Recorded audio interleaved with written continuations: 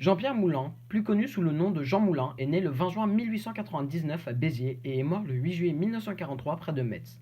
C'était un haut fonctionnaire de l'État, préfet d'Eure-et-Loir, et un résistant refusant l'occupation nazie.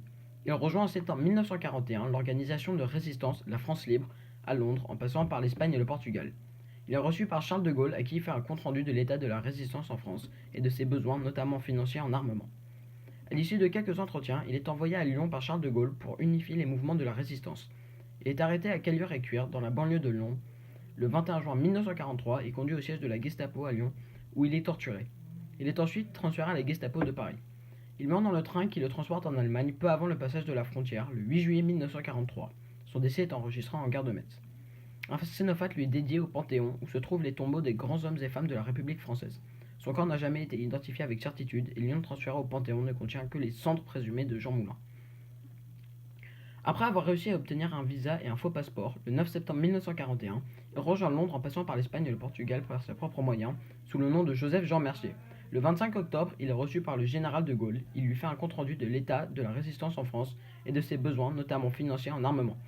À Londres, il suit un entraînement pour apprendre à sauter en parachute, tirer au pistolet et se servir d'un poignard.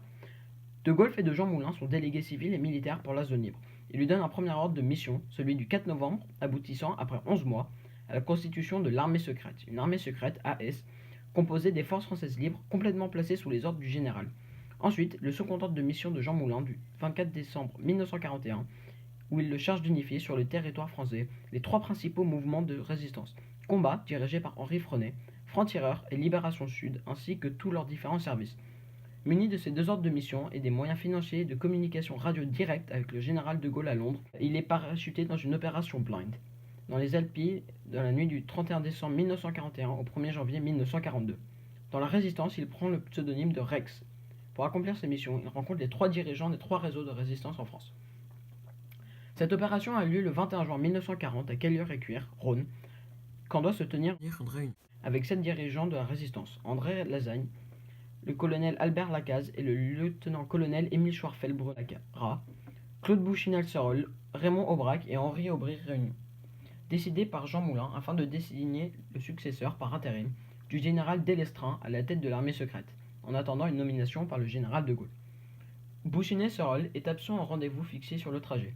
La venue de René Hardier à la Réunion, alors qu'il n'y est pas convoqué, a amené nombre de résistants à suspecter ce dernier d'avoir, par sa présence, indiqué à Klaus Barbie, un criminel de guerre et ancien officier SS, le lieu précis de cette réunion secrète.